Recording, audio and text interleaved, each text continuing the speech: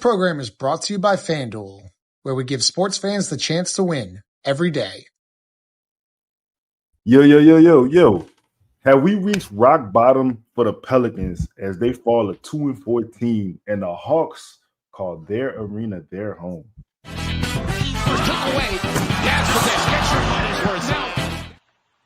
What's good, man? It's just me and my dog, Willpower for a win. It's me and my dog, Willpower for a win. You know me, Derek Queen saved my life. What's up, y'all? What's popping, chat? Before we get into the show, man, shout out to all the sponsors. Shout out to John Deere, Sunshine, Taz, Scott Vigna. You know them boys fight for the win, like that other team. Everybody else, FanDuel. If you want to be a sponsor, they got space on the bottom right there. If you need your name sitting on the show, we got you. Holla at us. Chris, what's good, my dog? What kind of sponsors do you think we wouldn't take, Lito? What kind of sponsors wouldn't we take? Yeah, Pelicans. I mean, we just don't know. You just don't. They don't really fight. They don't fight for the win. You said this podcast will never be presented to you by the New Orleans Pelicans. Nah. And then plus, they don't like. Well, we cool with nepotism over here, so Yeah. Oh, they are too, though. Anyway, so man, Chris, the Pelicans are 2-15, bro. 2-15. Like the day after Valentine's Day. So, bro, where do they go from here? What has to happen? Squalor. We'll take the P Hub money. I ain't gonna lie to you like that. Take the who? The P Hub. I can't put the comment on the screen, but Squalor said he was naming. Nah, Fizz fan. We definitely go take. We taking strip club money too. So anybody who could put something in the pulpit, we taking their money, bro. Salute, Chris. What a Pelicans go you by P Hub? It's crazy. Go ahead. Go ahead. They 2-15, bro. Like what? Okay. Obviously, this shit is over. Correct. Like, might as well be presented by P Hub. I mean, because they've been getting. Yeah. Where do the Pelicans go? Like, the season's over. Or do you feel indifferently about that? Do you feel like the Pelicans can potentially still make something out of the season? I think, bro. I mean, at this point, if you're looking at it realistically, and you're not looking at it from like a delusional standpoint, which personally, you try to 17 games in, Lito, but bro, like, and granted, the West and the start of the season is kind of, it is what it is. Like they are not going to be out of playing contention for quite some time, right? But even then, like, what does that salvage anything, right? I think that if you're looking for what you can save at this point, and me and Grub was talking about it yesterday, is shout out to y'all too. Shout out to y'all, man. Party on a Saturday night.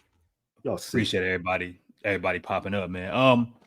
Is you really like you getting a head start on your future and what that looks like, and what that means is like really committing to it, getting some players that are on the team now, maybe out of the way in other situations, and starting to get an idea and searching for players that will fit this new situation. And to me, that could mean a bunch of different things. If you think it's Queen and Fears, then you need to start figuring out bringing in players, it could be a G leaguer. It could be somebody that's not playing right now. Putting these players on the court that are going to best fit around what you think vision-wise might work best for Queen. If it's Queen and Fears, okay, cool. Whichever route, if it's just Fears, it's not. But if it was, like, that's what I want to see. Whatever you think best complements your true future, now is the time to start building towards it, because I mean, bro, it's just hard to be realistic at 2-15 and say, yeah, man, we got a chance at anything the rest of this year. And it's just so fucked up, because I feel like a loser even saying that 17 games in, Why you feel like a loser? You lost. Is your record 2-15? No. Oh, I no. said, what did you do? I think it's okay to have a little bit of realism in the situation. I mean, I understand people saying, I understand, the record reflects that we could potentially be a 10th seed still. I I don't see it, bro. I don't see it. But per sources, Borrego said he's only had one practice with the team amongst the 3 games that they played. So obviously a lot, nothing can really be done within one practice. Yeah. You said something about moving forward, Queen Affairs. Should the Pelicans go ahead and move forward with building the team around Queen Affairs? Do you think that they can? How Whether you they feel about can it? and How yeah, you how yeah. you no. How you feel about it? Do you think that they should just go ahead and move forward with Queen Affairs? Yeah, because even if Fears ain't my necessarily like he isn't my type of point guard. That's just like that's a subjective liking. Like I would prefer Fears to be a little bit more pass centric, but he is who he is, right? And what we are talking about, if you accepted him for what he is, he's a 19-year-old rookie that's averaging 15 points a game right now. I mean, plus rebounder for his size, and there's some there's some creation there. So Queen, I think, is the ultimate higher floor guy right now we're seeing.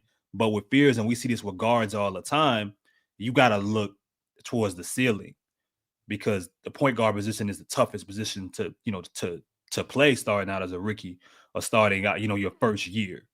Elite 2 year, second year, third year, it's gonna happen for him. We've seen it with some of the best guards that you see in the league right now. Bless you.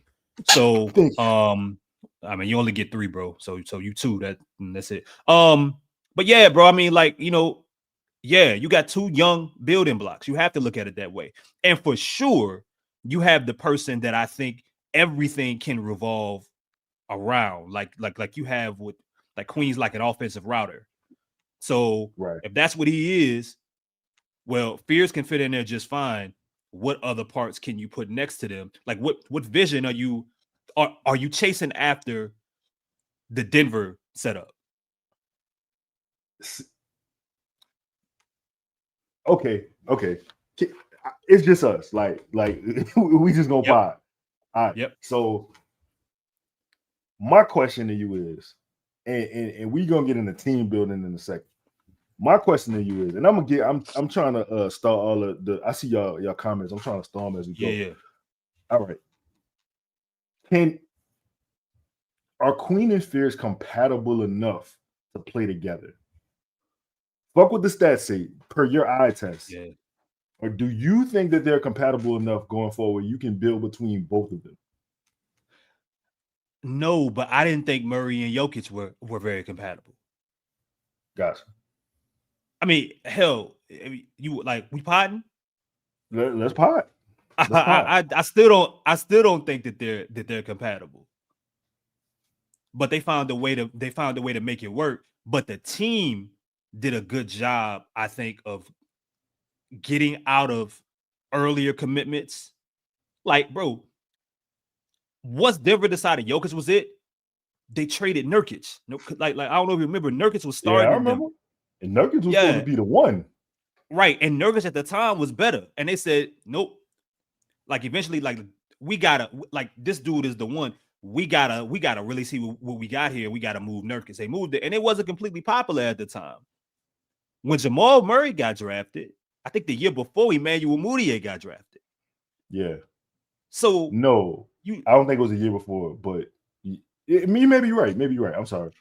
If it was a year before, it might have been 2 years, but it might have been 2 years before. But the point being is that, like, that's me or that's you? No, that was you. I didn't say nothing. I was being professional. I let it slide. I didn't say that. But you said you said with the words. We short staff, bro. This the skeleton crew, bro. Like what you want? I'm trying to speak for like 6 people right now, bro, on a Sunday show. My bad though. Like Fist of the Black Star. Like, shout out to you, bro. Shout out to Fist. What was I saying? Yo, that's crazy too. Jamal Murray. Yeah, What yeah. you started off talking about presented by P-Hub, bro. What you want from me? But Jamal Murray, they had to make a move on Emmanuel Mudiay, who I think in his rookie year had a solid rookie year, finished like top 5 in rookie of the year voting, top 6, whatever it was. Like, some teams would have just kept that together and tried to figure it out. They said, nah, we gonna go ahead and move on. Jamal's gonna be the guy. So the Pelicans, I think, got to do similar situations. And even if I wasn't completely sold on Murray and Jokic, and I'm not 100% sure in like the synergy, Jesus, I just made up a word. The synergy of Fears and Queen. Now it's 17 games in. Like, I can't say from what I'm seeing now, it's not gonna work or mature. You gotta just let it, you gotta let it grow like a plant. So and again, we just podding. I'm just telling you what's happening. 2-man lineup combinations for the Pelicans. Fears and Queen in 211 minutes so far. Everything is a net negative. Yeah. Everything. But however, free throws attempted and free throws made and steals are the positives. Everything else is a negative. Also, probably the most important part of that, the points is a negative 17.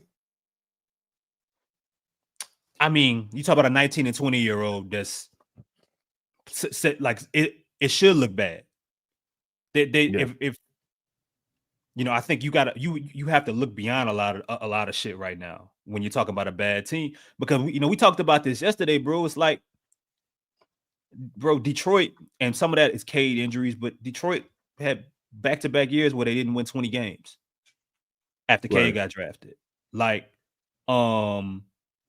Oklahoma City, their path was a little bit different, but they weren't Western Conference like juggernauts immediately. Yep. Same with like there's a process, and with that it should be some losing.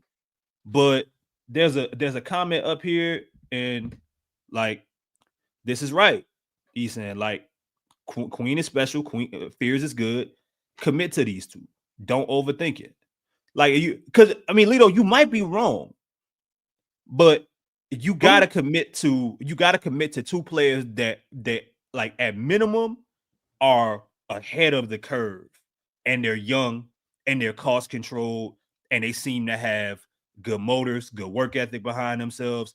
They both seem to, one of the other gets into some type of confrontation every game. I like that. Which means they ain't pussy. And the Pelicans just need more players that's not pussy. I mean, I'm not saying the players on right now, but they need more jerks, bro. They need assholes. And them two dudes, one from Baltimore, one from Joliet. Joliet really ain't no, it ain't, but Joliet is a suburb out here. But those two dudes clearly, bro, like just have a different mentality about themselves, and you can invest in that. So in his last 5 games, Jeremiah Fears is averaging 19.4 points per game, 2.2 steals per game. He's shooting the ball at 53.4%, and he's shooting the 3 at 46%. Does that move you in any way? Do you feel encouraged, even though it's a 5-game stretch? But because that comment of he's good, I think the internet feels a little bit better than him about he's just being good. I think the internet feels that he can be better than good. Mm-hmm. And he's 19. So do you feel the same? Well, I mean, I think like Queen as of late has gotten more opportunity with the basketball and things revolving around him a little bit more than Fears. When the team is close to healthy, Fears got to pick his spots a lot more. So, like, he has to do things that he necessarily aren't his strengths right now. Shoot the ball more and do, from 3 and do things like that to really get an opportunity to be the guy that he's been his whole life of being in Oklahoma. So that's what makes it a little iffy for him. Queen clearly right now, even when they're healthy, you've seen their back-to-back games, and I'm throwing out the Atlanta game, but back-to-back games where they were healthier, the basketball was going through Derek Queen for a good majority of those 8 quarters. So, like, that's telling with Zion on the floor, with Trey on the floor.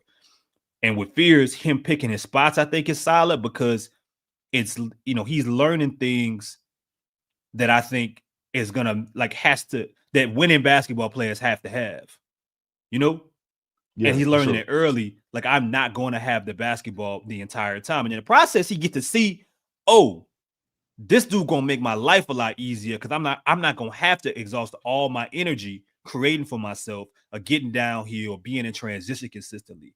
So I think that's the plus for him. So Derek Hill, God damn, Derek Queen Jesus. in his last 3 games, Sheesh. 23.3 points per game, 8.3 rebounds, 6 assists, 1.7 steals, 1 block, 53% field goal attempts in 31 minutes. Also, Derek Queen is the fastest center in NBA history to record a 2010 game in just his 16th career game. Yeah. I feel like from the information I read you about Queen and the information I read you about Fears, I feel like I just gave you information that sound like foundational pieces. There you go. And I mean, bro, like a lot of this time, like a lot of this shit is about guessing and being a little lucky, right? I can't guarantee you right now Derek Queen gonna be a superstar, but he look like he can be one of them dudes. I can't guarantee you what Jeremiah Fears is gonna be, but like when the Spurs saw 19-year-old Tony Parker come in the league, they knew it was something there. And his numbers wasn't necessarily off the wall, but he was a part of a team that ultimately won a championship. Fears is different, but he's getting an opportunity, even though he's on a bad team. He's going to have more and more opportunities in some of these games that are competitive, late in game, in a situation that he's probably not supposed to be in this early. Like, to be real, like he's not supposed to be in these situations this early. And I don't think Lido, he's failing. And I think that's the most important thing right now is that you're supposed to have a lot more struggles than these dudes are having. They are not failing at 19. And you got to ask, like, if you projected and you got your front office glasses on, you thinking, well, this is the worst that they're going to be. And they already living up to like some pretty solid expectations, like the 7th and the 13th overall pick. Like, and Queen has surpassed it. And you got them together. So let you talk about organizational pieces. Yep. I want to get to team building, but let me ask you this question real quick before we do that. What type of play style? Because they play 2 entirely different games. Queen and Fears, that is. What type of play style will best utilize their abilities together? How would you think we can impact their effectiveness and their usage while they're on the floor together? Like, what style of basketball would you play? I think Queen's ability to dribble the basketball allows you to still play a fast pace. I mean, it's the fact that he's starting and Borrego has sped up the pace immediately since he took over. It kind of tells you that. I think, though, if you're talking about a style, you want to space the floor. Like, I think the style comes with the type of talents and the players that you bring in, or the talent, the players that you develop right now. So if you look at Denver, they drafted Michael Porter Jr., 6'9", 6'10" wing, who is showing who was a scorer coming out of college, but kind of dumbed down his game to fit the system for the most part. Okay, rebounder, but shot the ball. So a spacer. Then you bring in a veteran eventually in KCP, who's another dude, defender, 3-point shooter. Like, that's who he is. That gives you space right there. At the 4, you bring in a jack of all trades and Aaron Gordon, who will do a little bit of everything, depending on what you need from the night. Like, and that's just like, and then afterwards, KCP leaves. Christian Braun is waiting right there to kind of be, a similar kind of player. Michael Porter Jr. leaves. Okay, Peyton Watson's gonna have to play a little bit more. He's not Michael Porter Jr., but he could do some things that MPJ couldn't. He looked like that against the Pelicans. But all these players complement Jokic and Murray, but they also don't get in the way. Watson ain't gonna over dribble when Murray's on the floor. You know what I'm saying? Aaron Gordon is not getting in the post, getting in Jokic's area. And if he is, it's an opposite block. Like just everything fits around him. Christian Braun knows his role. I mean, so I think that you got to add the players that complement and make up for the things that those dudes may not do well ever or don't do well right now. So let's talk about team building now. You talk about the front office, like obviously, Denver is a team that you want to emulate. You brought up Murray, you brought up Jokic. Shout out to everybody in the chat who said that too.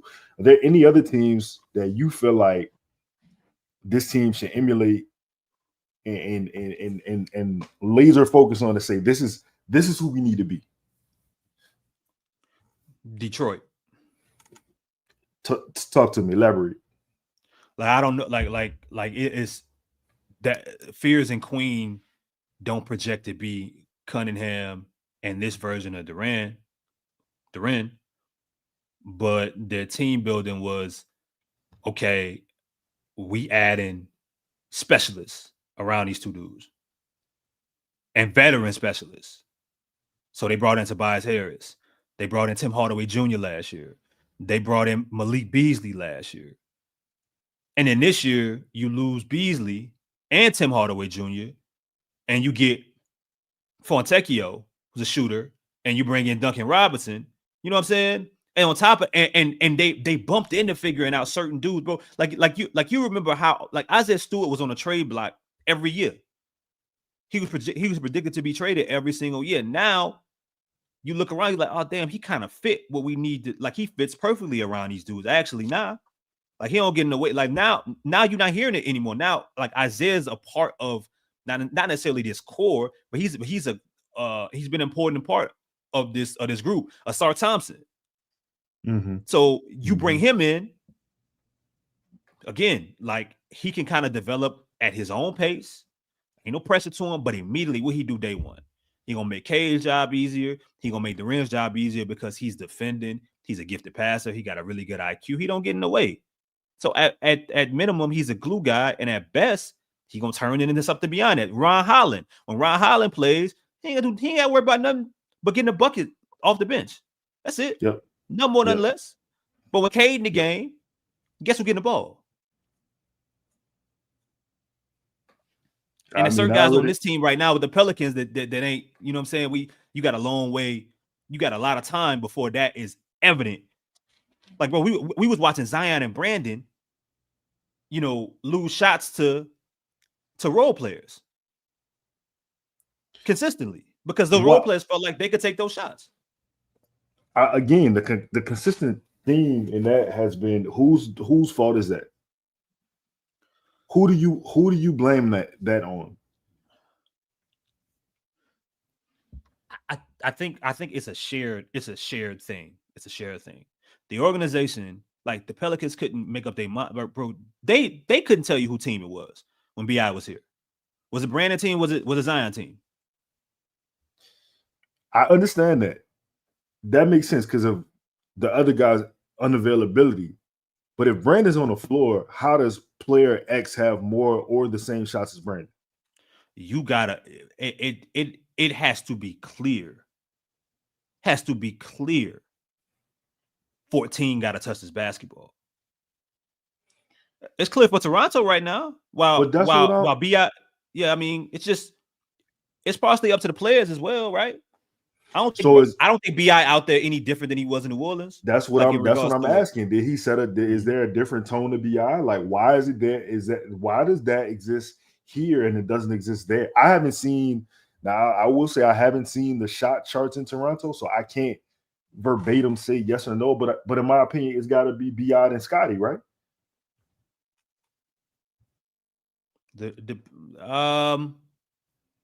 Yeah, I think it started off being Scotty, but I think now it's Brandon. But even sharing with but I think that they're probably really close. But when the game on the line, it ain't no question who getting the basketball. It's been Brandon. All right, so real quick, this is not a Toronto Raptors show. Obviously, go watch Locked On Raptors if you want that. But tonight, Brandon shot 18, Scotty shot 13. Then the next person is Emmanuel Quickly with 11. Brandon taking 18 shots, I've seen before. The problem for me is I can't get the other dude to shoot over 14 or 15 shots. And now I can't get Trey to shoot over 14 shots. I don't know what to tell you with that. Because Brandon is gone, but the problem still lingers. Bro, I never understand the Zion shot attempts thing. I never get it. I never get, and what I mean by that is I never understand like the want for him to shoot more. Because you don't want him to shoot more. No. It's not that I don't want to, it's that he can't. Okay. It's impossible. Like there's not when you are basically a bowling ball and all of your shots come at the rim, but you're not a post threat. Like you gonna only run into so many crowded lanes so many times per game before before you end up on the ground every time, not getting the foul calls, or you yourself end up in foul trouble. Like I don't see a way, Lito, where a player that does not shoot jumpers and everything is rim centric with like close shot centric without a post game or without a great post game, I don't see realistically how that guy can average 18, 19 shots a night. Bet. Okay, cool. So we potting? Yep. Why is he here? Like, because what because what do you have that's better? You are only as good as your options. Ain't that what you told me? You correct. You correct. But correct. Now how long am I supposed to in this thing? He listen, Mason, Chris, y'all absolutely right. Y'all not wrong. But how long can I sustain with that? Because it's not been sustainable. So, like, how long is this gonna be? Well, that's just your girl cheating on you every 7 business days, right? She the coldest. Wait, hold on. Not your girl. Not your girl. Wait, I'm saying, hypothetically speaking. No. Not hypothetically speaking at all. Frank from UNO's girl. Say, okay. Frank from UNO's girl cheats on him every 7 business days, right? But she the coldest thing. She the coldest thing in the city, right? Yeah. How long is he supposed to say? Well, she still raised the floor. The ceiling high as fuck with her. What? Okay, let's do something else. Okay. See, Lito, you speaking from a person with high self-esteem. You think the Pelicans as an organization has high self-esteem? Do they treat themselves? Do you see them if they were a girl, or if they were Frank from UNO in this comparison? You think they'd be like, I'm better without you? Wait, no, because look what Mason just did. You see what I'm saying? That's exactly what the Pelicans do. Bro. They ain't proved in 20. Okay, so keep this going, right?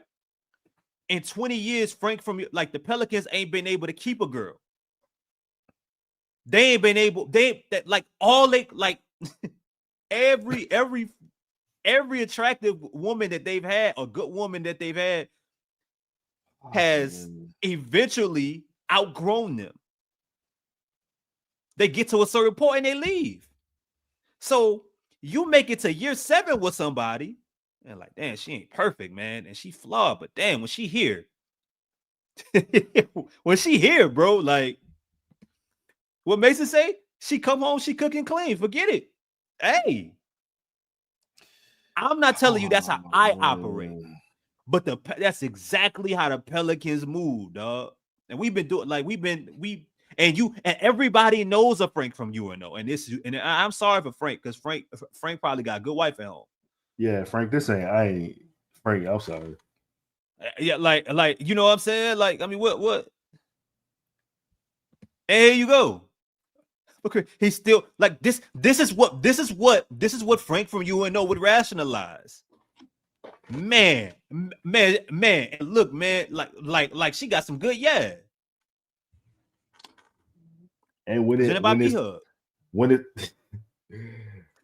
see, thumbs up. When it matters, it don't matter. When it matters, she not around. She not available. Yo, she out of town. She not. It don't. When it's time, okay, is the motherfucker's never here. But you looking at it from the outside perspective, right? You get a chance, like you the friend. You looking at it from that perspective. Frank from UNO ain't looking at it from that way. He not obviously. Like he's not. Like, look, he still scores 20 or more on a consistent. Like, bro, this like again, like you speaking at it from someone with good self-esteem, bro. Dog. That's not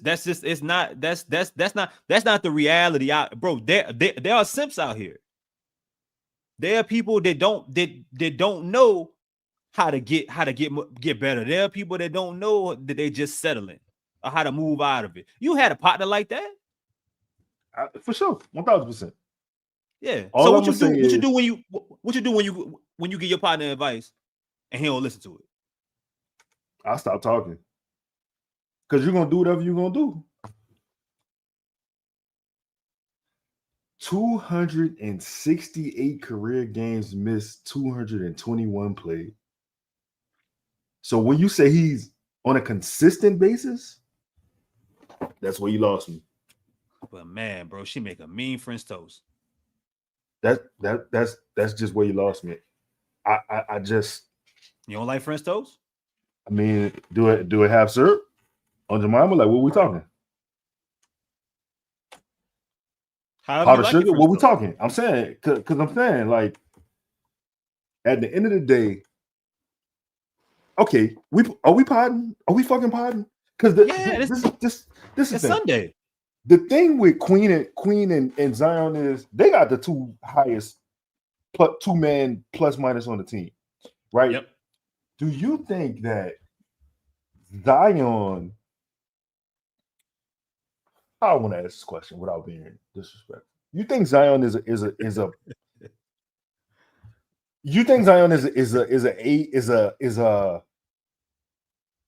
uncomfortable being a face of the franchise guy? He would rather be a sidekick?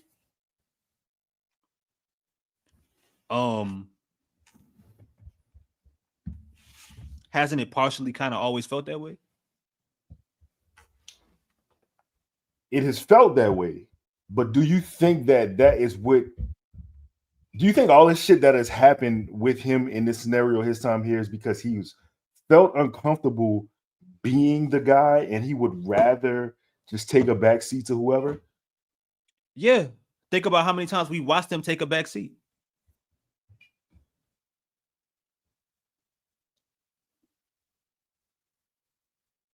Because what Zion ultimately says he wants, or what he says he's going to do, unfortunately, Lito hasn't always matched up with what we've seen, because he hasn't been able to play, he hasn't been on the floor, or he's had some missteps. So at some point, bro, 25 years old, who wouldn't? What person shouldn't look at somebody 5 years younger than you that's coming in and making your job easier?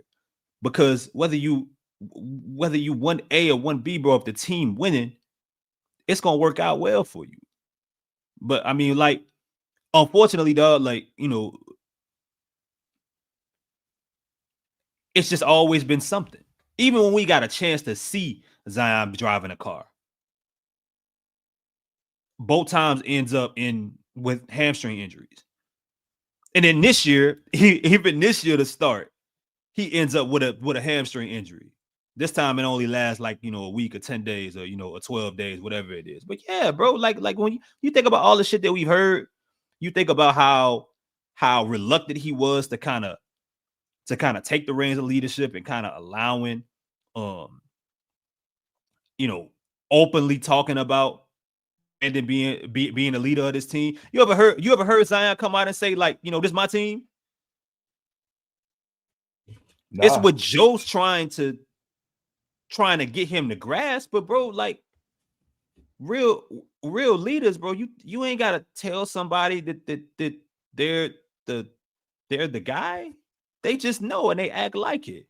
And that might not be a negative design. That just might be the reality of it, bro. He wouldn't be the first or the last player that's had to go through that realization. All right, so yeah, hold on. This is a good point. Even in college, I'm finishing Duke games trying to ask myself, like, why is, like, okay, like, I get it.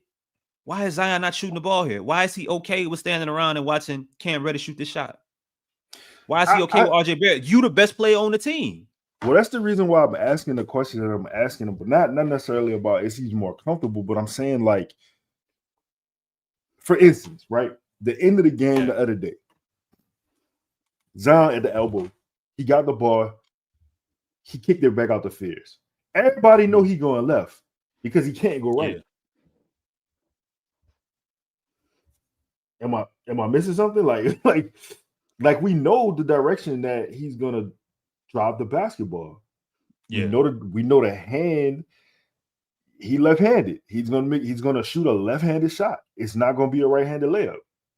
Yeah. So I agree with this quality dividends. I really do. I just think my question is, like, is there these 15 shots that he's taking that you said that he can only take? That's just it. That's it. Like, we can expect, like, this 20 points, these 24, 22 points, like, that's it. So he's not is he a superstar or is he not? Like, I'm asking. I'm just asking questions. I mean, bro, he clearly, I think he has, let's not even just say superstar talent anymore, bro. He has talents that are unique to Zion and Zion only. He's an incredible talent. But you got to think about the things that all have to happen every night for him to get the amount of shots and the points. Like think about the shit that got to happen for Zion to just get 30. You know what I'm saying? Like, you know how difficult it is for him to even end up with 30?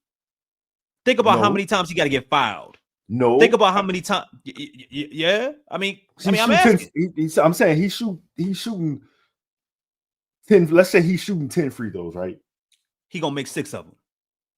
See, you saying shit that's not my fault. It ain't my fault either. I'm just telling you the truth. So what?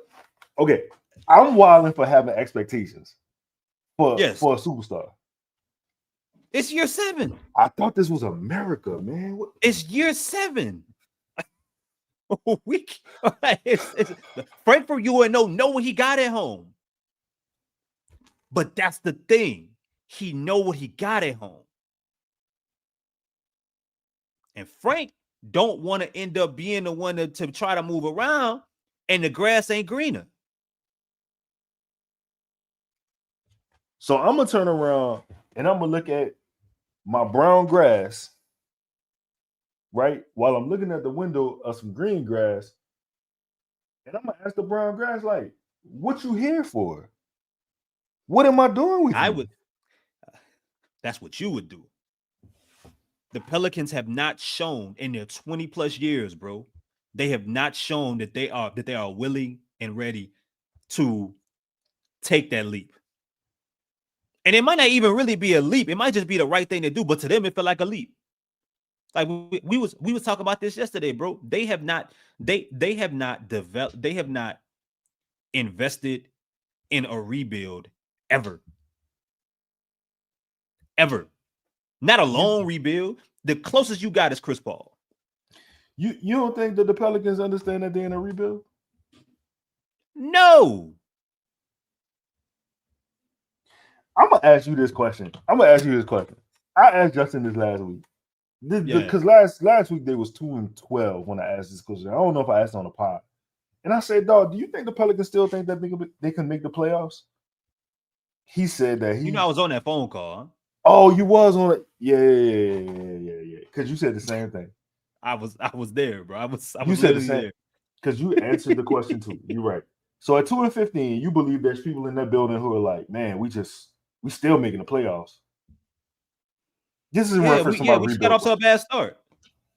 Chris, this is not a bad start. 2-15 ain't a bad start. It's a disastrous start. It's egregious. We only 4 games out to play in.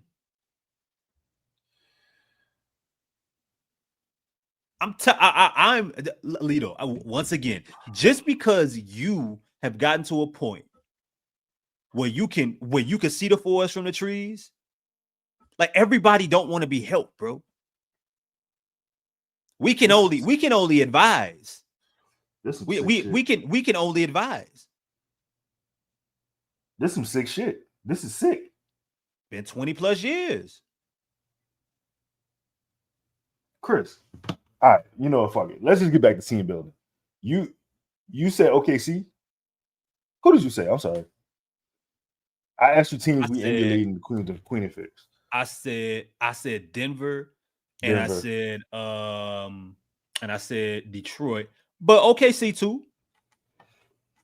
Not how everybody, not how, like it's not the low hanging fruit of it all though. Like I don't mean like the ending. Like I can't promise you the result of OKC. I'm not telling you that they win a championship, but the way OKC built, the steps they took to get there, any small market team should be looking to do. I agree. Again, though, OKC is not like just the result of some luck. Like they had a plan. OKC, man, OKC since 2008. But I'm talking about, all right, let me rephrase that. I'm talking about let's talk about the SGA version. Like the SGA era of Oklahoma City. You trade for SGA, you realize he the guy, right? You say, I'm committed to that. His first year, just in case he ain't the guy, you got to figure it out. They bring in Chris Paul. But then, Lito, after you make the playoffs, they trade Chris Paul. And then say, all right, SGA, you got the keys. He did his job, but this is all on you. We're going to put a bunch of players around you that play defense, specialists, stretch 4, stretch 5, people that can shoot the ball, get out your way, but also help you. We'll draft a Josh Giddey to kind of, that ultimately didn't work out, but it did work out. I got them Alex Caruso. And we're just going to continue to get assets and use our assets to get young talent to seeing how many opportunities at this we get until we find a guy. If it's not, it may not be Usman Dang, but it's J-Dub. Shout out to what I'm saying? That's his guy. Yeah. I mean, we don't know what's up with Topic, but cancer, right? Oh, maybe. I think he got cancer. But okay, it's Case and Wallace. It's Aaron Wiggins. It's Aaron Wiggins. And then we gonna get players that maybe other teams may not want or can't do anything with, and they're gonna work for us. Lou Dort. Chris. Well, they drafted Lou Dort. Isaiah Joe. Chris. You do it. I'm listening. I'm not saying you're not wrong. This is competent basketball, but like you told me, in 20 years that they've been here, like where is it?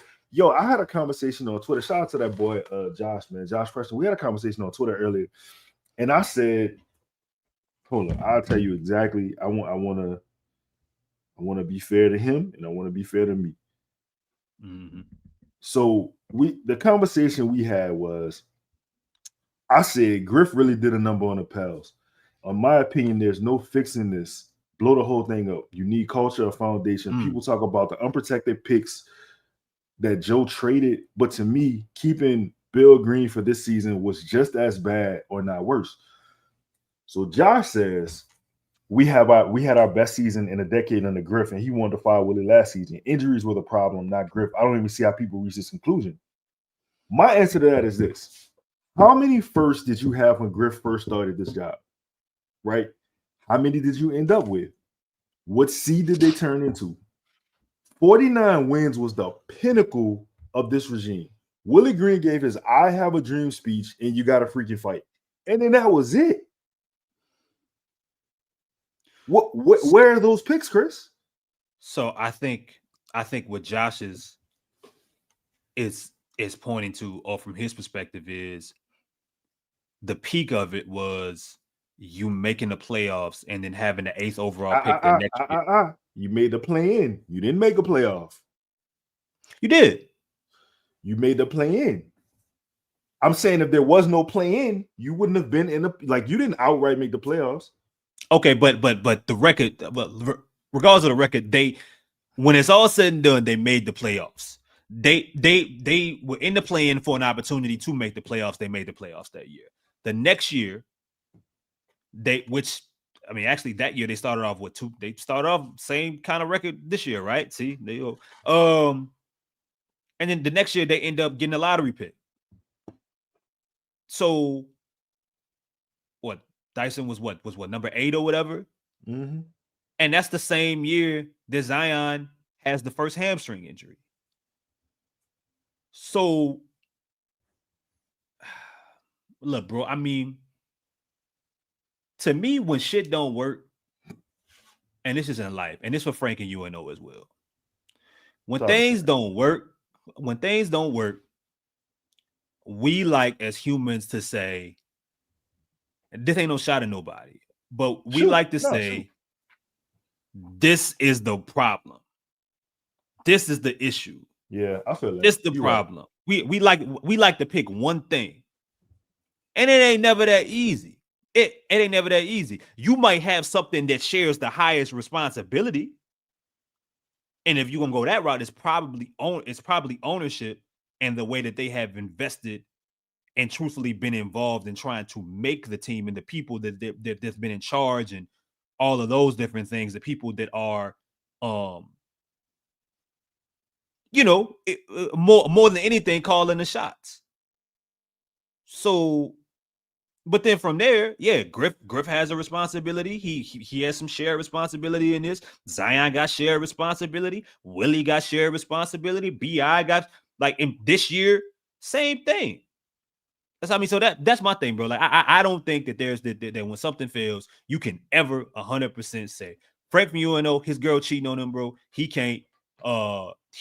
He wants to, he may easily want to blame her, but he got some shared responsibility in that, and it's partially his spot, but it's partially his fault because he's still there. Well, this is my point though. I'm talking about specifically this point right here. Shout out to my dog right here. The war chest. I'm specifically talking about every pick you made, every pick. Mm-hmm. Zion's still here, right? Who you drafted Nikhil? He's gone. You drafted he's gone. I don't know where Kyra is in the world. Kyra is Jackson. Yeah, EJ Liddell. I have no idea what EJ Liddell is. Even so far as everybody you traded for in that AD trade, every single person, Lonzo, you got pennies for. BI, you got nothing for. Only person you really turn into, Josh Hart, you turn into CJ. I'm saying from that perspective, for me, like you lost. Right. Like you had a reset. You had a reset in AD. You could have you everything was there. Like now it's just what do you do? I mean, he clearly I'm not pulling out a cape for Griff. He clearly had a just a conservative approach to team building. Like clearly, like it was kumbaya and it was joy and it was compassion. It was we not gonna trade for these, for these kind of guys because of how we feel like they're gonna fit around the group for character reasons and all this other stuff, and things along that nature. But you know what he gonna say? If you saw him right now in a coffee shop and you said all those things you said to him, he said, man, like you really botched, like you failed on a lot of draft picks. And for any goodwill you did with Herb and Trey or Jose or Najee, you also botched the Lonzo trade. Yeah, you botched the Lonzo trade. You know what he gonna say? It would look a lot different if the number one player on this roster was taking being a professional serious and was available to play basketball games. Hear me out. You would care a lot less about Nickeil Alexander-Walker, Jackson Hayes, Alonzo, because you like at that case, like we talk about players on the margins. Now, yes, there are things that they could have done. There's a long list of players that they could have had. You still missed on them players, but we don't know what those players would look like, and if it still would matter if Zion Williams is not playing basketball games. If SGA was not playing basketball games with Oklahoma City Thunder, you would not be looking at Chet Holmgren and maybe Chet, but you wouldn't be looking at J-Dub the way you look at him right now. Hear me when I say this. I agree with everything you said. And I've been saying this for the past couple years. This shit is 90% Zion Williamson's fault. 90% of the blame goes to him because he ain't available. I can't build around an inconsistent best player on the team, who not only like ain't been consistent with his time on the floor, he ain't been consistent with adding to his game. I'm with you. I'm with you there. But this goes back to my original point, Chris. Huh? He's still here.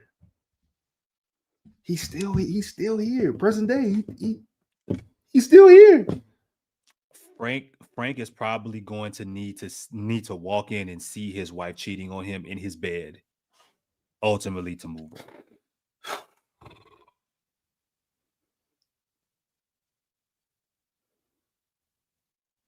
I mean, bro, some gotta shake at this point. I mean, you 2-15, like you 2-15, bro. Like I don't know. All right, let's move on before we get to these chat questions. I saw a question in the chat. I was gonna save it to later, but somebody was saying we need a point guard. Do you feel like Fierce can become a lead guard versus the scoring guard you see today? I think he can be a lead guard, but lead guards don't always mean like they're not all one and the same. Right. So like Kyrie Irving was a lead guard, but he wasn't a lead guard the same way Chris Paul was. So I think that's I talked to Jones about that earlier.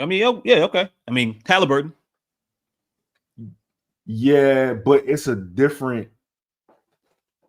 You see these, and I'm not saying Tyrese not shifty, but Tyrese got more of an old school game anyway. You know what I'm saying? Like it's that might be there, but I'm throwing that. I'm using that as an example, right? So I mean, it's like Philly with AI, the beginning years of AI, they kept trying to make him a point guard. And then they decided, like, okay, it's clearly what he is.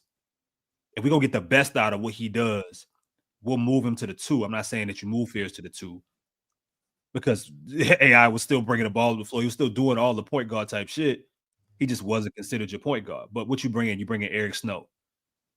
You bring in guard. You bring in a guard that's like we mentioned at the beginning of the show, that's going to complement him and do things that he can't do as well. So, and for New Orleans, that can mean a couple of things. You may not care if Fears is a lead guard or not if everything is going through Derek Queen. If you think Queen is Şengün or Jokic or baby Jokic for real. So I would be more so this part. I would be this is why I wish Elfrid Payton was still in New Orleans. Because the same thing that they're doing, like Derek Queen got so many perfect vets for him to walk to right now. Like he got I see what you're saying.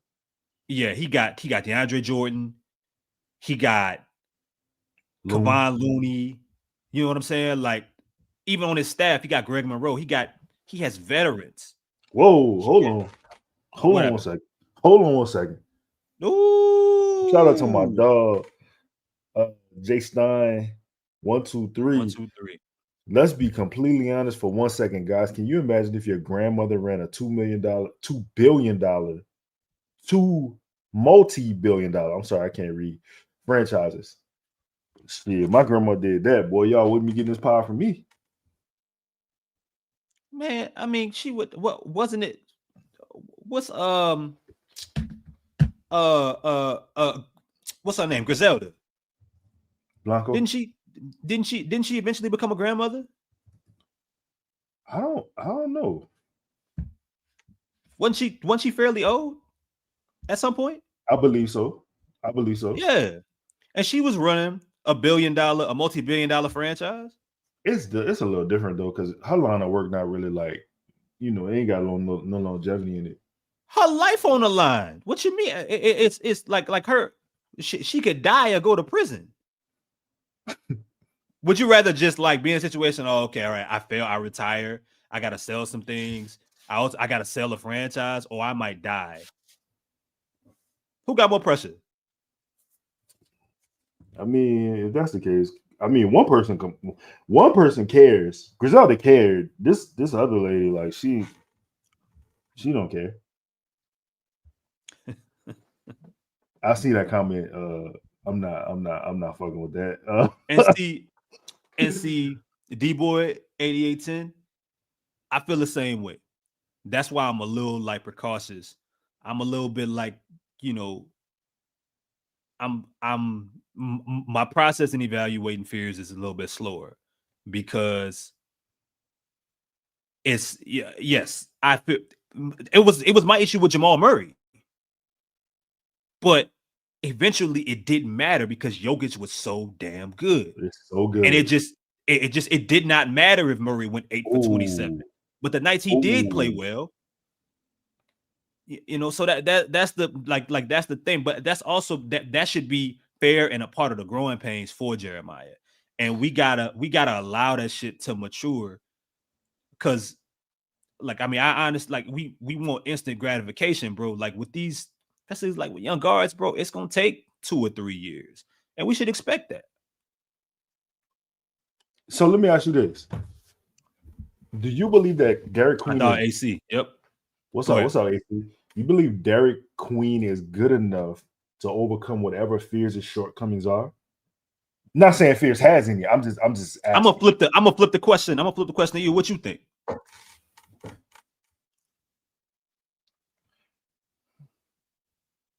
It's too early to tell.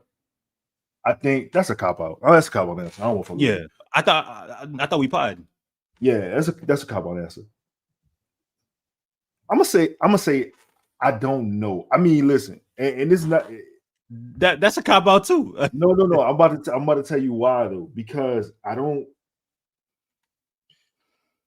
got all the belief in the world in Queen, and I don't. It's not like I don't believe in Fears, but if you go back and look at the draft tape that we did on Fears, I still have some of those same concerns. Yeah. But I will say this: at 19 years old, to be doing what he's doing, while he should be technically a freshman in college, technically. I'm gonna say yeah. I think that Queen is good enough to Look, build it's just if you think he's the guy, Lito, if you think Queen's the guy, that got to be part of it. Like Oklahoma City didn't win a championship, but I'm talking about in the KD era. But KD was good enough, and Westbrook was also good enough to outweigh the flaws that you ran into with him, right? I mean, it's just what like it got to be. That's part of the balance, right? I mean, it's part of the balance. Brian with Kyrie. It got to a point to where we no longer needed to ask or worry or wonder. Like great number one players, it allows you to accept who the number two player is a lot better than you typically would. You stop wanting more. You didn't when Chris Paul was in New Orleans, you weren't asking David West to do more than what he was doing. Yeah, bro, keep picking and keep pick and pop. Knock down a 17 to 20 footer. Hit a couple turnaround fadeaways. Get your 20 and 8, and we good. You wasn't asking Tyson Chandler to become a offensive post presence. Nah, do what you do. Block shots, rebound. Because guess what? I know no matter what y'all two do, the dude that's running the ship, that's what he could do. You just you look at it a lot different when the dude that's driving the bus is that guy. Like when he's stamped. To me, yeah. I hate you because I'm good. You are. But I just hate the fact that I guess, bro. Like you give me a compliment or nah? No, I'm not. I'm never gonna give you a compliment. Like not in real time. Why? Because, bro, like, because I ain't give you no Alfredo. See what I'm saying? See, I need. I be trying not to shoot. All right, man. I got one last question before we get to these. Well, I mean, you got what? Nah.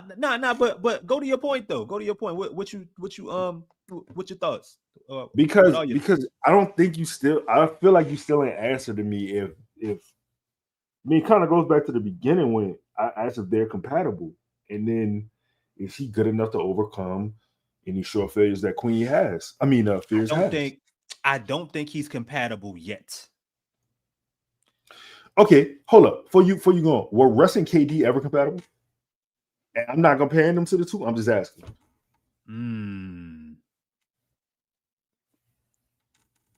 No,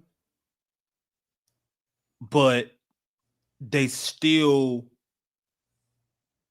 worked well enough together. It ain't got to be a perfect trade-off always. That's just hard to expect. But I think they were enough. But no. They were. I think KD will tell you that. It's one reason KD left. But ain't the reason that they didn't beat Golden State that year KD's fault? KD will tell you it's Andre Robinson fault, but that's a different story. All right, man. But no, not currently. But in 2 years, you think we still gonna be talking about whether or not Jeremiah Fears can shoot? No, I don't. Especially like I told you, the last 5 games, he's shooting 43% from 3. So and look, I'll say this: we were concerned about. Hold the fuck on, Jason. 1, 2, 3. What you on? We could have had Kamal Malawak. Listen, I'm not. Thank you for your donation, brother. I don't want to talk about that man because he got a family to feed. But some of the worst film that I broke down in my life, man. I know it's a joke. No, I know it's a joke, Jason. I'm just fucking with you because we had this inside joke with me, Chris, and Grub love Malawak, and we was just kind of like, That man tape was a snooze fest. Damn, I was about to say something. What were we talking about just now?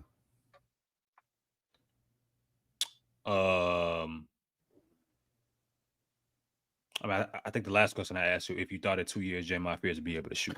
Oh yeah. I was saying no. I said I think he would be able to shoot. I said some of the concerns we have on the tape. He shot 27% in college from three, but his form is decent. And now you're starting to see, it's starting to, pay off. But Hayes Lean 8049 for the 20 piece. Appreciate you, big dog. If we do a rebuild now, will be the perfect time. We hit on 3 rooks that have a lot of people we can move. There are a decent amount of cheaper role players with CP3 retiring and try to get him as a coach. I agree with everything except that last part. Okay. I don't necessarily know if I want Chris as coach. People hate Chris as a player. Lito, the appreciate Jazzers, you, dog, for the 20 piece too. Appreciate you, Joey.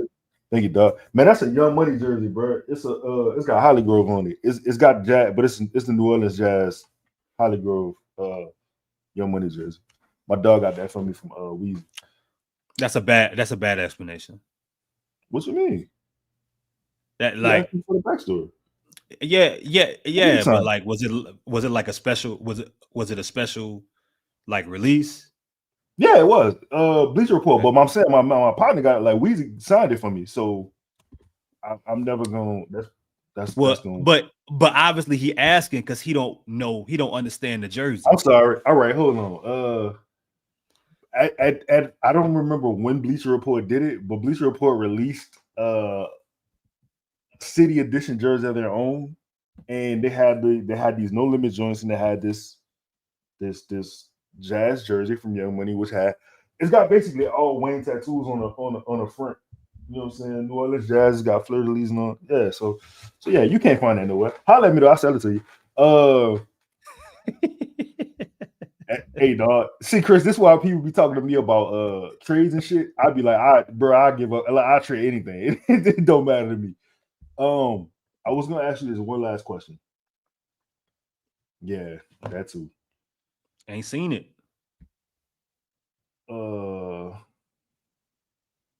That's kind of weird. That's weird. Anyways, Chris. Yep. Do you think that Borrego is the coach of the future?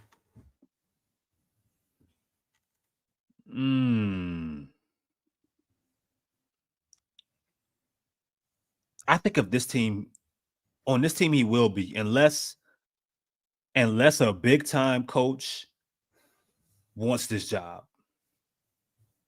Okay, perfect. Because I was talking to Dylan about this earlier. Shout out to Dylan. What big time coach you think would be interested in this job? None of them. You're right. But if Mike Malone called you, if you was willing to drop to drop a bag and pay him way above market, and he wanted the job, then yeah, like why wouldn't you do that? But, all right, so peep this. I'm sorry. Yeah, go ahead. Go. I mean, yeah. I don't know. I just think it's just this organization's way. And I do think Borrego has some good qualities towards being a solid coach. I think he does a lot of things that make for good coaches. So my issue is this, and this is what I told Dylan, because he talked about Taylor Jenkins and he talked about Mike, right? My issue is this.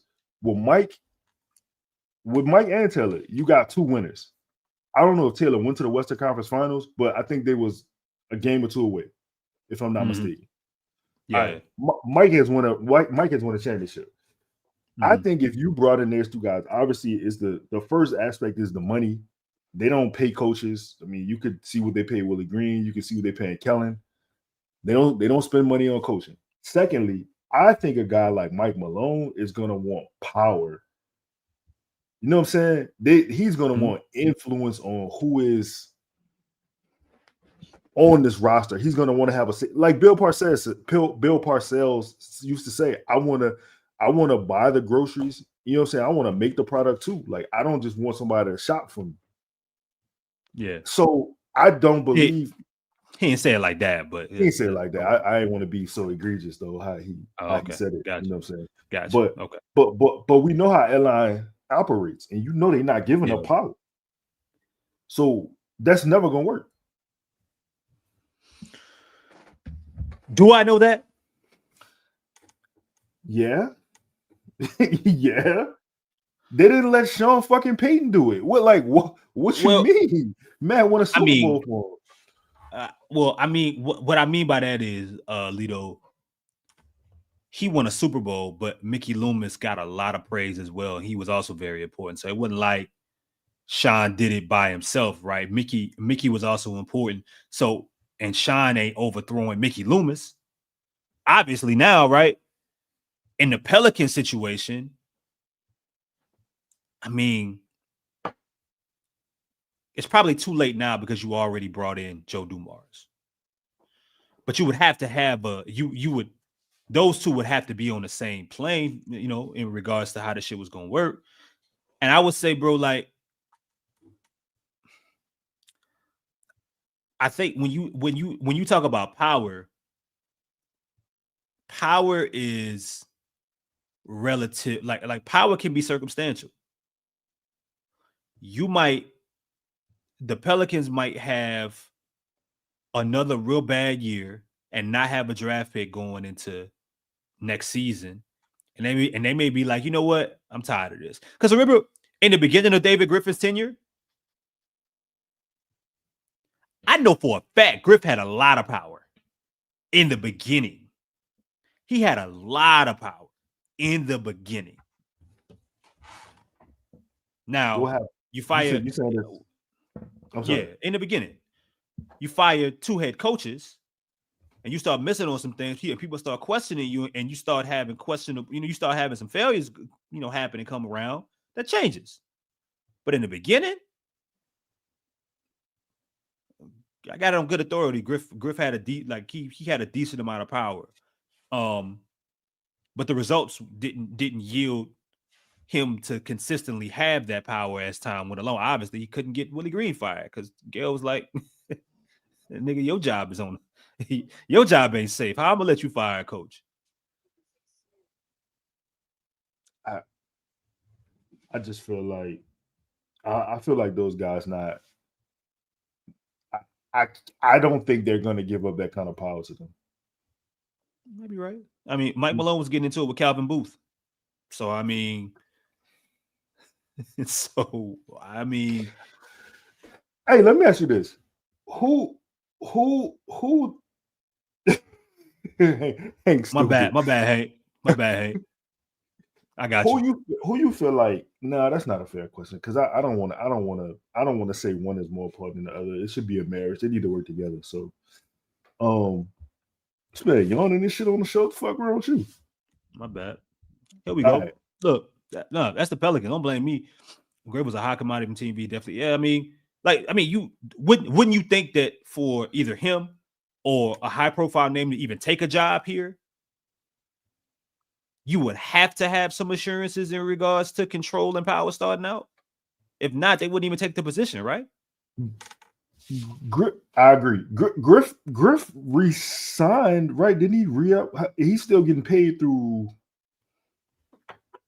I don't know that. I don't know the answer to that. Actually. There we go. Good job. Good job. I don't know the answer. Good job. He about to lie, y'all. Yeah. He about to lie. He about to lie right to y'all, bro. And then he stopped. I can't co-sign that, big brother, but I ain't mad at you for what you do. I ain't mad at you for nothing you do. But I'm gonna say this, big brother. I can't live like that. Okay. I'm a man of morals and principles, and my morals and principles won't allow me to even engage in that type of activity. Won't allow me to lie. Won't allow me to lie. Ain't imagine. They extended his contract in the spring. That's crazy. Anyways, man, let's get to some chat questions. Big Ronald, I'm a big Sam Cassell fan, bro. I hate that I think before I die, he'll become a head coach. But I mean, bro, like almost in his mid-50s now. He shouldn't be a first-time head coach at 50 years old, bro. Sam should have been a head coach. But I'm with you. I'm a believer. And think about what Sam Cassell would mean for Jeremiah Fears. Yeah. There you go. What you think about Mark Jackson praying and doing snake charms on Steph Curry ankle though? You don't think that he, that's not, he made him hop on the bad ankle in church and they. I can't co-sign that, big brother, but I ain't mad at you for what you do. I ain't mad at you for nothing you do. But I'm going to say this, big brother. I mean, Jacques Vaughn too, when you think about it, because, yeah. All right, man, let's get to these chats, man. I had y'all in here long enough. All right, man, shout out to my dog, Esan, huh? Go ahead. Shout out to my dog, Esan Wellington 7179. The right thing to do now is trade Zion. Don't try to build value because you have no idea when he'll get hurt again. Count your losses, get what you can to end this era. I kind of disagree. I think you need to build a value. Like I think his value probably is at his lowest. Would you agree? Zion? Yeah. Yeah, man. I mean, a 25-year-old player that can't stay healthy. Now almost you have to wonder if he has hamstring problems that never go away, limited game, questionable motor. Whether we're wrong or not, these are the things that are being said or that would be said. And what he's making, next year he makes over $40 million a year. Yeah. I think though, after next year, that's when you start having a question. Because I think after next year, he has 1 year left. Might be too late by then. Shout out to Stephen Fontenette 2516. Y'all think you better than that? Yeah, my bad. It's not been. All I could do is review the film and just get better, bro. That's all I could do. I could dribble with my right hand though. Y'all think the news? That's fine. Delete that. Why? It's like delete that. Like, the fuck, man? You delete that. Delete the film. Y'all think the news Trey can get us 3 firsts and a young talent? True. I don't think Trey can get us 3 firsts and young 3 firsts and talent. Because young talent is crazy. We can't. You can't go around 2025 asking if Trey can get us young talent. Like you can't do that. Do I think that Trey can get us 3? First of all, I think every part of that is wrong. I don't think he can get us 3 firsts. This file, just end the pod. Just end it. Just end the stream. Do you guys know where I can find some marijuana? Man, Steve was fed, man. What do you got going on? You guys know where the party drugs are? Wait. Hold up. No, all right. Let's be there we real. Go. See? Yep. No, that's a good point. All right, let me be serious about this. Mm-hmm. No, I don't think he'd get us 3 firsts. I don't think he can get us 3 firsts. I think he probably Bridges did get 5 first though. Yeah, but that was when he was like he was He was what? Hey, stupid, bro. He was like hot as fish grease, bro. He was need that loud pack, fellas. Man, nah, I don't know, man. I don't know, Steve. Was he better than Trey? Was he better than Trey then? Yeah, when he was okay. Yeah. What about Desmond Bane? I would say Desmond Bane has been better than Trey.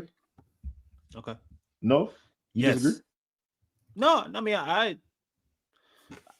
think all of them dudes in the same tier. Is Desmond Bane better? Yes. But I think how old is Desmond Bane? You know? 27. I think the age also plays a role here when we're talking about Trey as well in regards to the skill set. I think it's one of the more like Trey's skill set is at that size is one of the more valuable resources in basketball. So maybe that adds a little bit more, but I mean, if you think Bane's a better player than Trey, I ain't mad at that. I mean, you got 18, 21, 23, 19. He averaged 19 last year. That was the lowest since his second year in the league. I mean, consistent 40%. So I would say he also had more responsibilities throughout his tenure than Trey. I ain't mad at that. So, yeah, all right, fuck it. Do you think he could get 3 first in young talent? I think if you were a team, if you caught certain teams, like if it was Golden State and if Golden State had the firepower, I think they would make a move like that. I think multiple first round picks, surely. 3, I don't know about, because like it would have to be for a team that is chasing something, chasing a championship. And the Magic, they traded for Desmond Bane. They overpaid because that's what they had to do to get their player. They needed shooting and spacing so bad. That's ultimately what they did. So if there's another team out there that's like that, I can see them, if they think Trey's an all-star, I can see them doing that. Shout out to Rock 504. Do y'all think Herb can become Tony Allen? Could basically become Tony Allen. Is he saying that in regards to the downfall of Tony Allen? And I'm not talking about. I think he's talking about. I'm talking about. No, I think he's talking about the high. I think he's talking about first team all defense, like that TA. No. First of all, it's a different game. It would have to be a peak. Because could he become Tony Allen for 1 year ish? Maybe, but it's almost like the Tony Allen that was in Boston ain't the same Tony Allen that was in Memphis, and they had a team that 100%, like Tony Allen's flaws didn't get in the way of Memphis winning. Everybody knew he could shoot. He couldn't shoot. Yeah. Huh? Yeah. And it didn't matter. Yeah. So Herb would have to go someplace else. Like think of like Josh Hart. Josh leaves New Orleans, and he was having a pretty good year that year. But the last couple of years, or last year the last couple of years in New York, it's been different. How he's being viewed versus the dude that was playing in New Orleans and was drafted in LA. So, but he's allowed to be nothing more, but he doesn't have to be anything more than just who Josh Hart is. So Herb going someplace, like if Herb went to Oklahoma City, absolutely. Look at Caruso. Look what happens with Caruso. Is he better than Lou Dort? Lou Dort can shoot. That's why I'm asking. Now, I'm just asking questions, bro. I think Herb's a better basketball player than Lou Dort. You think he's a better defender too? I'm not sure. I'm not sure if he's a better defender.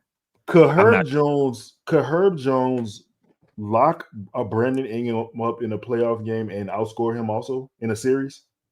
I don't think so. No. Okay. All right. Moving on. I don't think so. Oh, hold on. My bad. Joey, what's good, my dog? With Troy Weaver track record, do y'all trust him? No. What about you, Chris? I think if Troy knows how to do one thing, Troy knows how to bring in talented basketball players. He got some misses too, but he also got a lot of makes.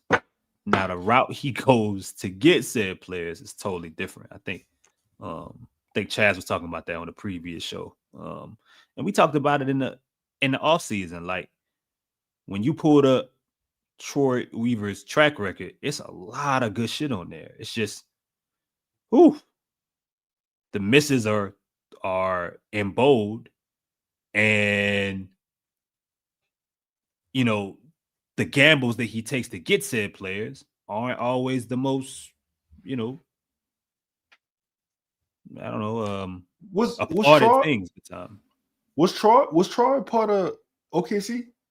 He was. What was his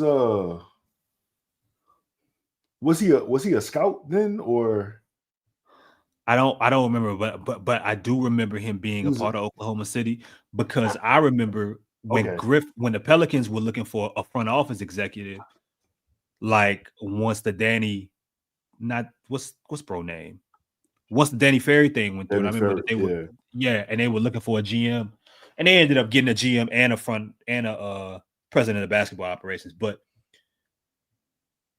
Troy Weaver was one of the names that came up. He was the assistant general manager, and he is known for pushing to draft Russell Westbrook. There you go. Yeah. So I mean, you know, he got some successes on his record, man. And look, man, sometimes look at, you know, assistant general managers, like they go a lot of places. Look at Bryson Grant right now in Atlanta, friend of the show. Shout out to Bryson, man, friend of the show. My dog. Yeah.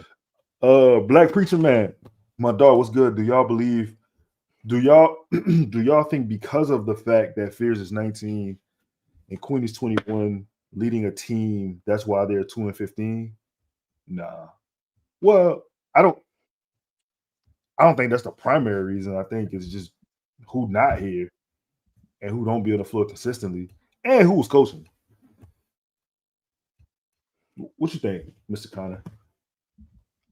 I think what you said. I think what you mentioned in regard. I'm sorry. I'm looking at Derek Queen tweeting the Falcons. So that. Yeah. Do the Pelicans and Hawks play January 7th? I like dude, bro. He gets it. He understands. He gets it, and he be talking shit. He be talking.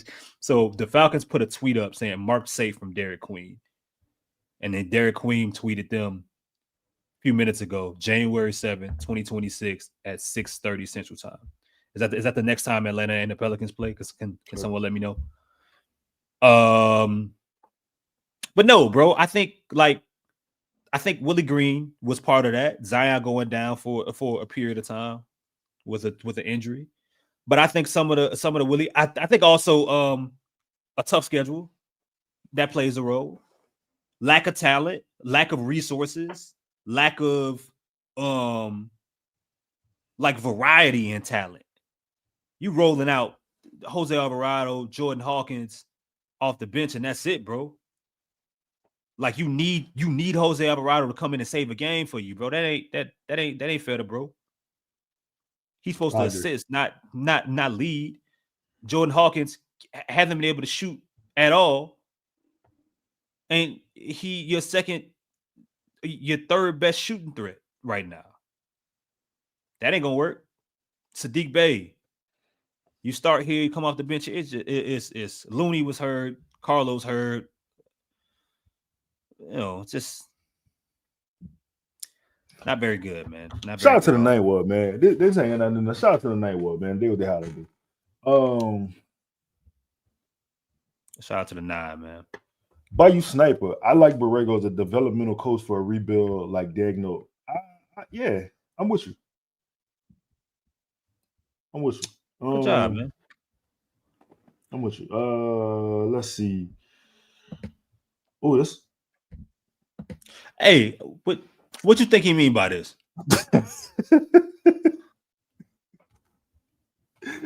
Can you read that? No, I can't read that. I ain't Justin. Can you read that, brother? Nah, man, I can't. I can't. Why you can't? I'm ready to my glaucoma is acting up. I can't. I can't, brother. We supposed to read these, dog. And Justin said if it's a super chat, then he will read anything. Hey, I'm assuming it's Justin. Justine or Justin, do me a favor. Even if it's $1, I want you to type this don't again. Do that. Don't do that. And just add $1, bro. I cash have it back to you. Just do that. So he got to read the comment. All right, go ahead. Somebody else do it. Shout out to don't encourage that, man. Don't encourage that. Shout out to Jeremiah Jones, 1208.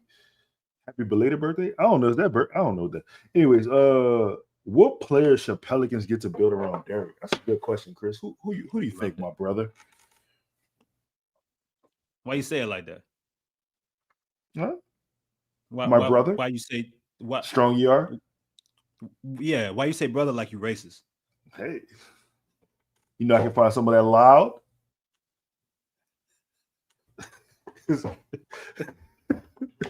I mean,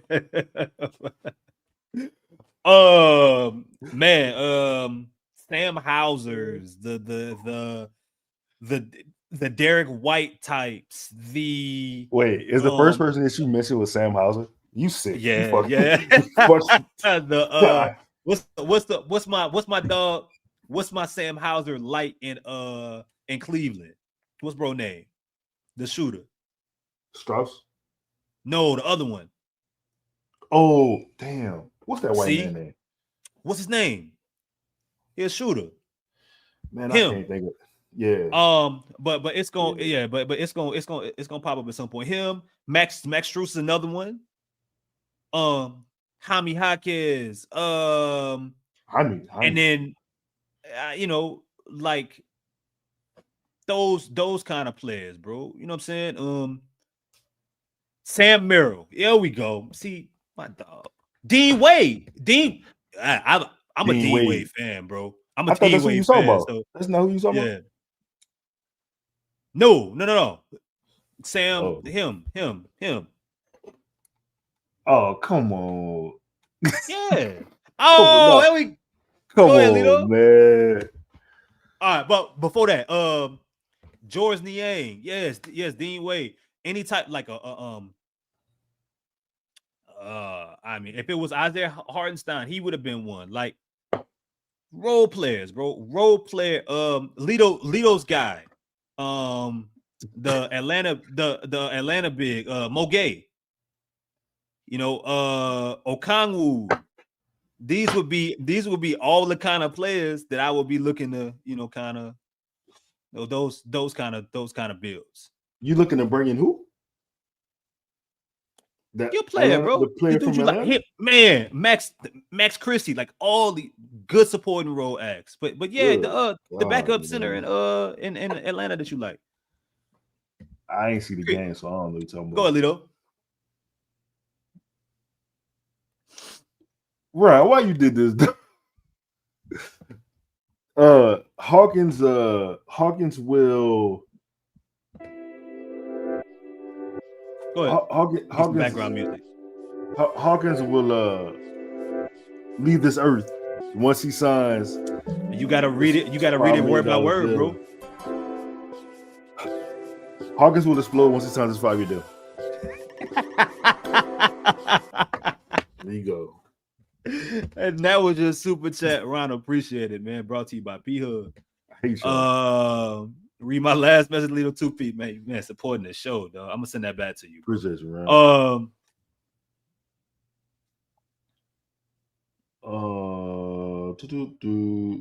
Bullying work, y'all.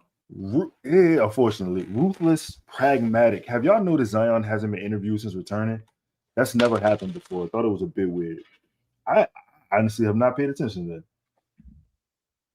Well, they've only had one practice, I think, since then. Since Borrego's been per sources. Yeah. So I think, do they play tomorrow? They do. Huh. Maybe they get a practice at some point next week. And yeah, go ahead. Nah, that's all I had. What we got? Let's see. Shout out to D. Ryan super chat? No, I ain't see it. What is it? Oh, here we go. Right here. Appreciate you, Ryan. 381 with the 5-piece, man. Keeping the lights on. Lito, what are your thoughts on Rajon Rondo as a head coach? Can he help Zion, and what would the team look like under him?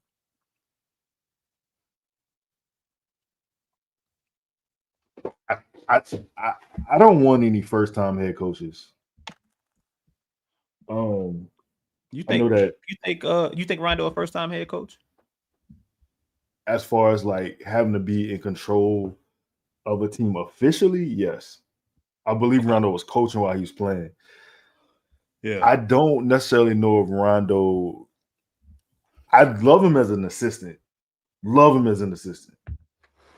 Specifically, player development. Head coach, I don't know. I'm all right. And to confirm, the Pelicans do play the Hawks January 7th, 6:30. Oh, that boy there cleaning his peas. That boy, yeah. Okay. Rondo's are like he's from that mode of head coaches that personally speak to me. So the accountability. Fuck you doing? Oh, how you gonna miss that? Oh, how you gonna do that? Why are we shooting that? Get the ball to him. You know that style. No, that I'm a be aggressive. With how I coach the team, I'm gonna be aggressive in my methods.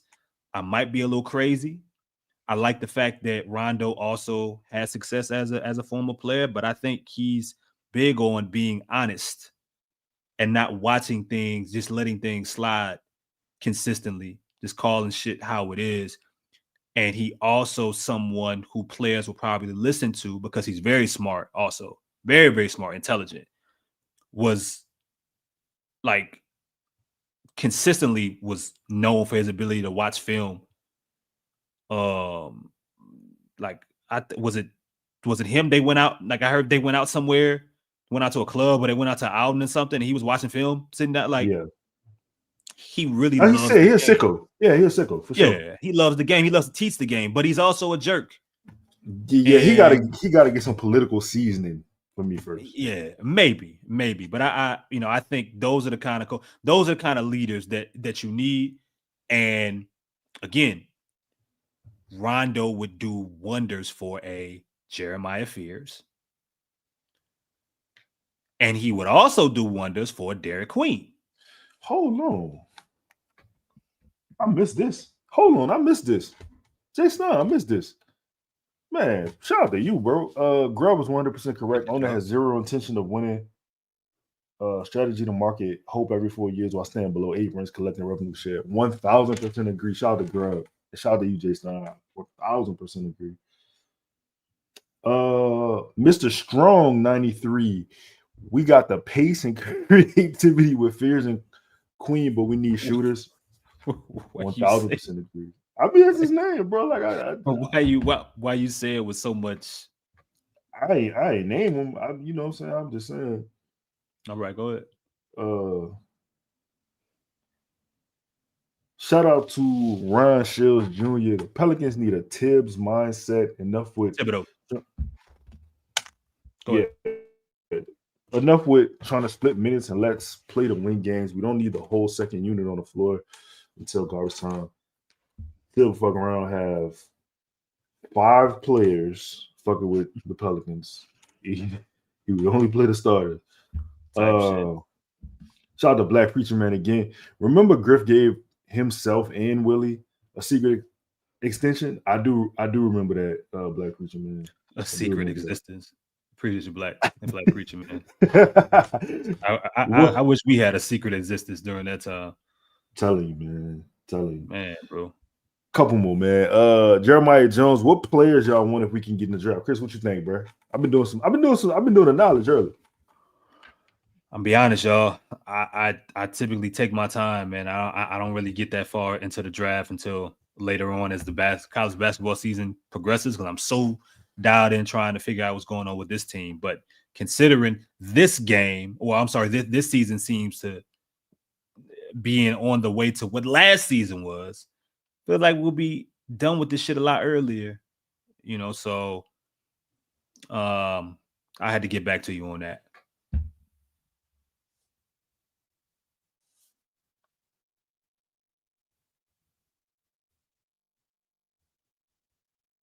I got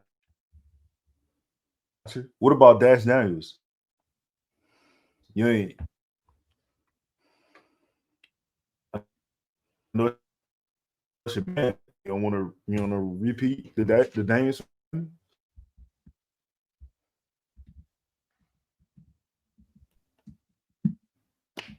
Just ask a question. Me, Derek Peterson,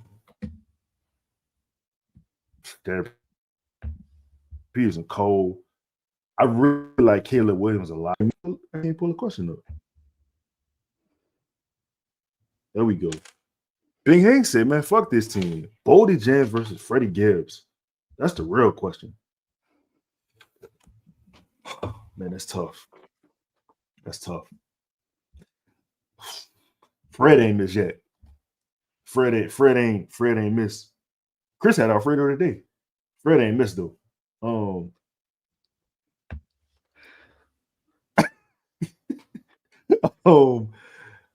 Bodie Cole too though. That's my dog. Oh man, I'm gonna go with Fred. I'm gonna just go with Fred. Cause Fred rap better. What's his nickname? Hands up, don't shoot. Huh? What's his nickname? Big Rabbit.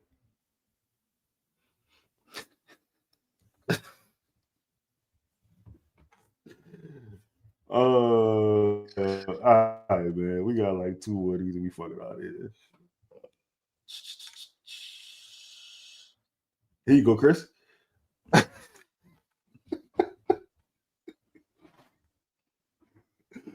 All right, man.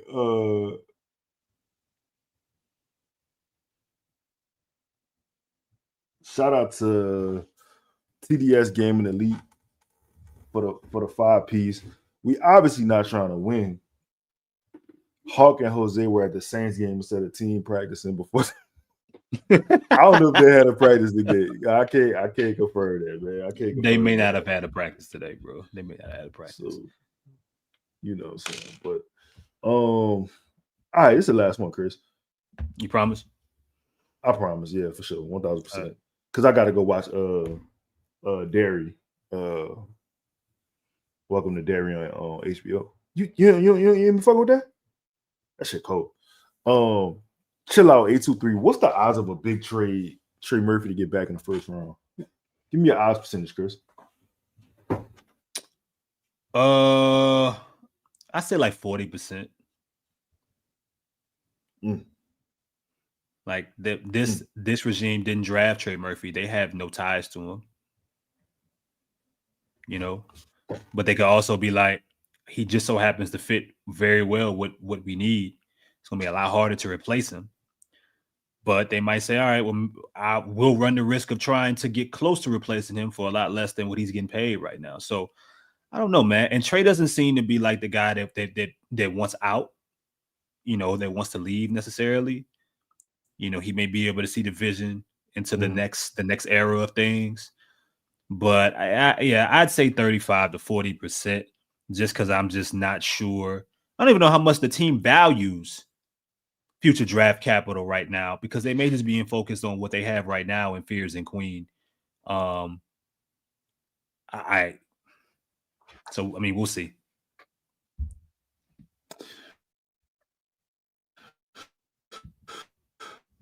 No doubt, man. Well, for me, we'll see y'all again tomorrow. For who they play tomorrow? Doesn't matter. Chicago. Doesn't matter. Oh God. Shout out to Vooch for being upset with a win. God damn, I'd like a win. Anyways, man, for Chris and myself, for y'all, man, hey, man, listen, hold up.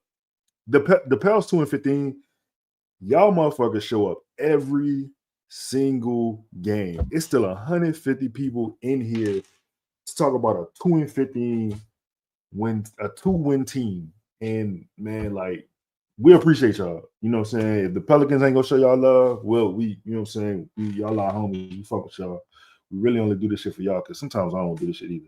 But anyways, man, for Chris, for myself, Justin, 5, Chaz, Ross, Grub, we'll holla at y'all.